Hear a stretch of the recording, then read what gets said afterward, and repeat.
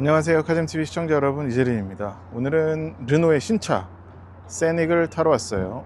르노가 오랜만에 전기차를 내놨습니다. 세닉 같은 경우는 되게 오래된 차예요. 지금 세대 변경만 치면 얘가 벌써 5세대인가 6세대인가 그렇게 되고, 그리고 맨 처음에 이 세닉이 나왔을 적에는 MPV 미니밴 성격을 가지고서 나왔었다가 지금은 그냥 SUV라고 봐야 되는데, 얼굴은 르노차에서 봤었던 것과는 요즘 봤었던 르노차, 그러니까 최근에 봤었던 그랑콜레오스가 그래도 좀 연상이 되죠. 이 휠도 아주 기하학적이죠. 근데 이 에어로다이내믹 휠이야. 이거 공력 성능을 끌어올린 휠인데, 이런 것도 참 특이해. 요즘 전기차들은 특히나 그 공력 성능이 어쨌거나 주행 가는 거리에 절대적으로 영향을 미치다 보니까 최대한 그런 물방울 같은 유선형 같은 디자인을 많이 선호를 하잖아요. 그렇게 갈 수밖에 없고. 하지만 이 세닉 같은 경우는 보시는 것처럼 스탬핑한 게 되게 많아요. 이 접은 게 엄청나다고. 꼭 폭스바겐 차 티구안이나 막 이런 티락 같이 여기도 접었어, 여기도 선 들어갔어, 뭔가 공력 성능은 그렇게 신경 쓰지 않아도 돼 라고 만든 것 같은. 야, 이것도 야, 이걸 이렇게 해놨어. 뭔가 많죠. 그래서 그런 좀 매끈한 거보다는 좀 다부지다고 해야 될까? 그런 느낌이, 각진 느낌이 많이 살아 있습니다. 앞은 또 방향지시등은 시퀀셜이 아니네. 저렇게 들어오는구만. 뒤는 또 시퀀셜이야. 이 트렁크 버튼이 뭔가 텐션이 굉장히 약간 뭔가 좀 고급스럽다고 해야 될까?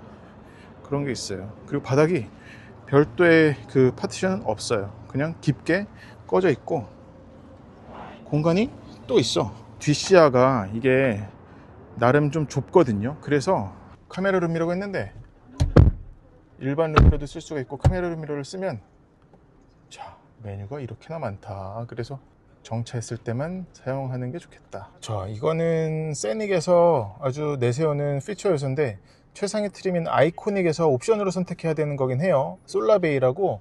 보시면 지금 투명하잖아요, 유리가. 근데 이게 전자식으로 진해져요. 10단계로. 여기 이런 라인 보이시나요? 한 칸, 두 칸, 세 칸, 네 칸, 다섯 칸 해가지고 끝까지 10칸으로 구분이 돼 있어서 한 칸을 닫으려고 했는데 지금 몇 칸이 닫았어요? 4칸이 어두워졌네. 하나, 둘, 셋, 넷. 여기는 지금 어두운 거, 저쪽은 밝은 거예요. 얘가 앞에 보닛 쪽에는 수납 공간은 없습니다. 호이차. 엄청나, 이 세레모니가. 오. 야, 이렇게 화려한 세레모니는 또 오랜만이네. 배터리가 지금 90%인데 527km 갈 수 있다고 나오네. 이게 아까 시승할 적엔 400 후반이었거든요. 얘도 근데 충분히 100% 충전하면은 인증받은 것보단 훨씬 많이 갈 것 같아요. 얘 배터리 용량은 87kWh입니다. 운전대는 되게 다이내믹하게 생겼잖아요. 위에 아래 다 깎아놔서. 근데 텐션이 엄청 가벼워. 그리고 기어 셀렉터는 컬럼식인데 벤츠 컬럼식이랑은 또 다르게 아주 이 위로 뻗어 있어요. 그래서 잡을 때 좀 더 나은가? 그리고 시프트 패드를 갖추고 있는데, 우리 일반적으로 국산차, 현대차에서 봤었던, 현대기아차에서 봤었던 거랑은 반대 방식입니다. 이쪽을 누르면 마이너스가 되면 회생제동이 약해지는 게 아니라 이쪽을 당길수록 저 회생제동이 세져요. 5단계로 조절할 수가 있고, 끝에서 한 번 더 당기면, 지금은 이게 드라이브가 아니라서 안 되는 거예요. 원페달 드라이브도 됩니다. 그리고 이 계기판도 드라이브 모드에 따라서 달라지는데, 자, 여기 바뀌는 게 보이시죠? 이런 차이가 있다. 휘도는 참 좋아요. 여기든 저기든 눈엔 잘 보이고, 이게 참 재활용 소재를 많이 썼더라고. 이런 부직포라든지 하다못해 이런 루프 라이닝 있죠? 이것도 다 지금 보시는 것처럼 재활용 소재를 썼어요.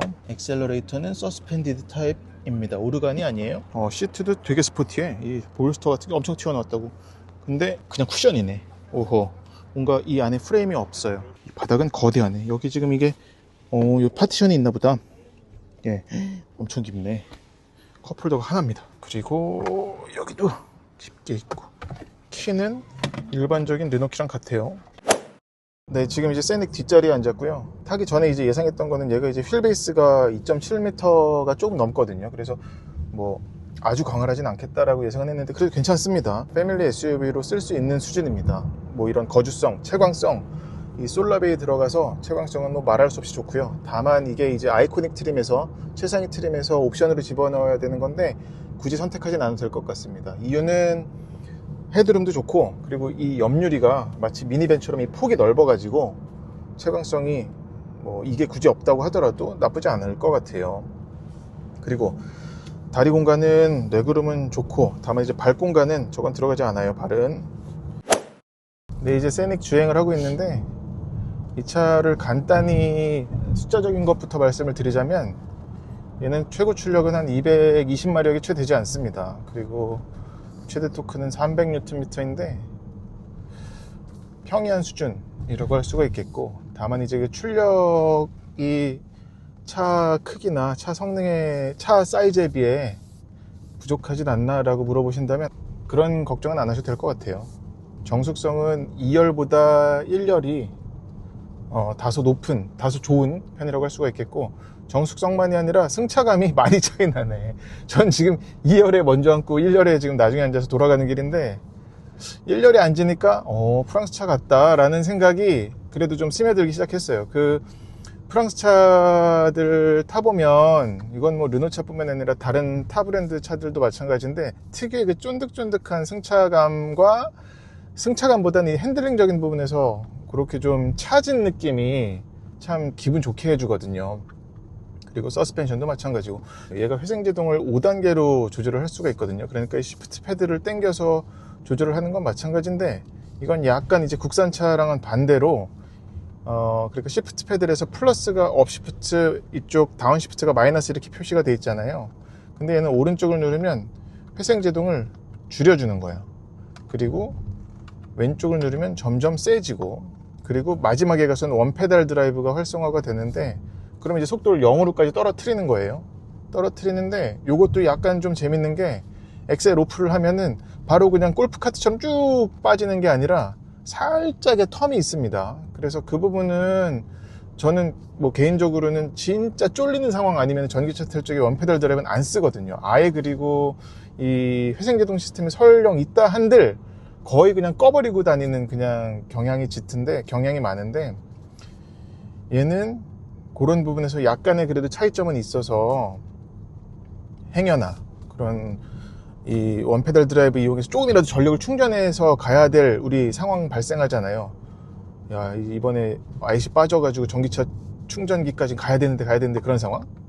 그럴 때 조금이라도 좀 그런 좀, 야, 조금만 더 참자 라는 생각이 좀 덜 하겠다 라고 할 수가 있겠고, 그리고 이 눈으로 보여지는 거, 제가 지금 인테리어나 익스테리어를 제대로 살피지 못하고서 바로 지금 운전을 하고 있어서 먼저 말씀을 드리는데, 처음 보는 이런 레이아웃이거든요, 르노차에서는. 그러니까 사실 르노차 마지막 탔었던 거는 지난해 그랑콜레오스, 걔도 처음 보는 그런 인테리어였었고, 근데도 어떤 기능적인 약간의 엇박은 있었으나 그래도 조작하는 데 있어서는 불편하거나, 야 이거 메뉴가 어딨냐, 이거 그렇게 어색하거나, 야 이건 뭐지, 막 이런 버튼이 있진 않았었어요. 근데 그거는 이 세닉도 마찬가지입니다. 사실 르노가 내놓은 전기차는, 적어도 우리나라 시장에서 내놓은 전기차는 두 번째인 거잖아요. 전에 그 리프같이 생긴 조회가 있었고, 그 다음에 이제 이어서 나온 게 세닉인데 몇 년 만에 이제 오랜만에 나온 전기차고, 그래서 사실 기능적으로든 아니면 이 동력적으로, 이 브레이크 느낌은 아주 그냥 헛웃음 치게 만드는 브레이크네. 안녕하세요. 뒷자리에는 저희 그랑콜레오스의 저의 전우 나윤석 기사님이 오늘도 함께 해주셔서 먼저 운전을 하시고 이제 뒷자리에 앉아 계세요.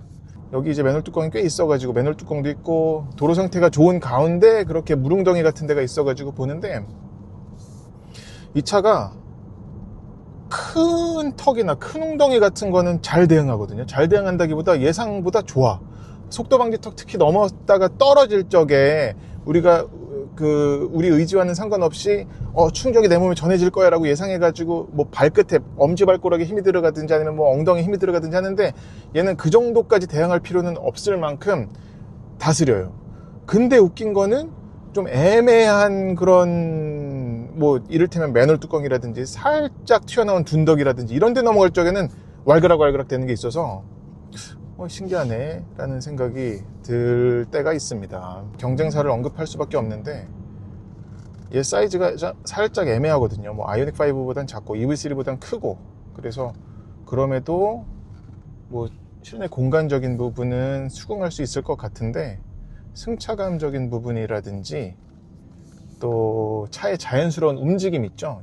이게 어쨌거나 제일 저는 크다고 보는데, 그리고 프랑스 차가 내세울 수 있는 그런 약간 좀 독특한 개성 어린 편의 장비나 사운드나 기능이나 그런 거는 사실 운전자에게 운전하는 내내 막 와닿는 건 아니니까, 그것보다는 그런 좀 차진 주행 질감, 운전의 재미, 이런 부분을 기대를 했었는데 없다고 할 수는 없지만 자연스러움에 있어서는 약간 부자연스러울 때가 있어요. 특히 제동할 때.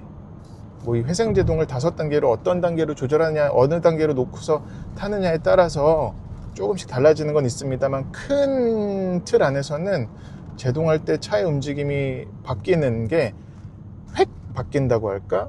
그런 게 있어서 네, 그 부분은 좀 염두에 두시길 바라겠습니다. 이 차는 우리나라에 올해 지금 1000대 팔 거고, 1000대가 지금 확정이고, 그리고 또 우리나라가 르노 본사 입장에서는 전략 시장으로 지정이 돼서, 사실 지금 프랑스에서는 당연히 판매를 하고 있지만 전 세계를 봤을 적에 이 세닉이 판매를 시작한 나라는 우리나라가 거의 뭐 5손가락 안에 드나 봐요.